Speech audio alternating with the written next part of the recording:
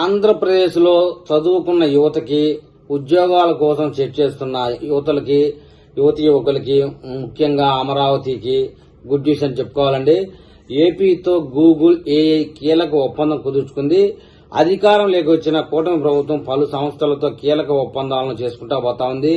ఈ నేపథ్యంలో ఏపీ ప్రభుత్వం గూగుల్ సంస్థతో కీలక ఒప్పందం చేసుకోవడం గొప్ప విశేషం అని చెప్పాలి. అయితే ఆర్టిఫిషియల్ ఇంటెలిజెన్స్ రంగంలో అంతర్జాతీయంగా వస్తున్న విపరీత పెను మార్పులకు అనుగుణంగా అవకాశాలను అందిపుచ్చుకునేందుకు ఆంధ్రప్రదేశ్ ప్రభుత్వం కీలకమైన తొలి అడుగు వేసిందని చెప్పాలి. ఏఐ రంగంలో అధునాతన ఆవిష్కరణల కోసం ఆంధ్రప్రదేశ్ ప్రభుత్వం గూగుల్ సంస్థ మధ్య కీలక ఒప్పందం జరిగిపోయింది. ఇది ఆంధ్రప్రదేశ్ కి చాలా సంతోషకరమైన విషయమని చెప్పాలి.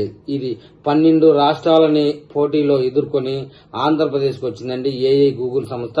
అది మనం గుర్తుపెట్టుకోవాలి. ఈ యొక్క విషయంలో నారా చంద్రబాబు నాయుడు, లోకేష్ బాబు గారి కృషి ఉందని మనం ఎప్పటికీ మర్చిపోకూడదు. మన రాష్ట్ర ఐటీ శాఖ మంత్రి నారా లోకేష్ సమక్షంలో Google Maps India general manager Lalitha Ramani, AP real time governor శాఖ కార్యదర్శి సురేష్ కుమార్ నడుమ వీళ్ళందరి సమక్షంలో సచివాలయంలో అవగాహన ఒప్పందం జరిగింది. ఈ ఒప్పందం ప్రకారం అంతర్జాతీయంగా ఏఐ రంగంలో వస్తున్నటువంటి మార్పులకు అనుగుణంగా ఆంధ్రప్రదేశ్లోని పాఠశాలలు, కళాశాలల్లో గూగుల్ సంస్థ నైపుణ్యాభివృద్ధి శిక్షణ కార్యక్రమాలను నిర్వహించబోతా ఉంది. దీంతో పాటు స్టార్టప్లు, సాంప్రదాయ పరిశ్రమలు, చిన్న వ్యాపార సంస్థలకు అవసరమైనటువంటి ఏఐ ఆధారిత సేవల కోసం శిక్షణ కార్యక్రమాలను చేపట్టబోతా ఉంది. మరోవైపు పలు అంతర్జాతీయ సంస్థలతో ఆంధ్రప్రదేశ్ మరిన్ని పెట్టుబడుల కోసం కీలక అడుగులు వేయబోతా ఉంది. ఇప్పటికే లోకేష్ విదేశాలకు వెళ్లి ఆంధ్రప్రదేశ్ విజన్ ను చూపిస్తూ పెట్టుబడులను ఆకర్షించే పనిలో పడ్డారు. ఈ నేపథ్యంలో పలువురు ఎన్ఆర్ఐలు పాటు ప్రవాస తెలుగు రాష్ట్రానికి చెందిన ప్రజలు ఏపీలో పెట్టుబడులు పెట్టేందుకు క్యూ కడతా ఉన్నారు.